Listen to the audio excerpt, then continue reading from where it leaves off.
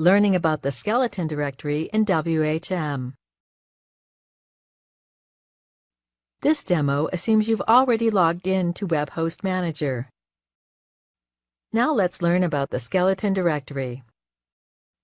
Click the Account Functions link.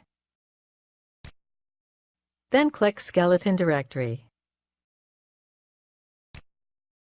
The skeleton directory is where you put a temporary home page for all accounts you create in WHM.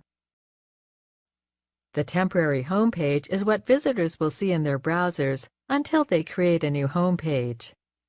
In this tutorial, the WHM account's main username is Demo Reseller, so that's where the skeleton directory is located as shown here. To change the temporary or default home page, simply upload a new page to the cPanel 3 scale directory in the location shown above using either an FTP program or the File Manager tool in your main account's cPanel. This is the end of the tutorial. You now know about the skeleton directory in WHM and what it's used for.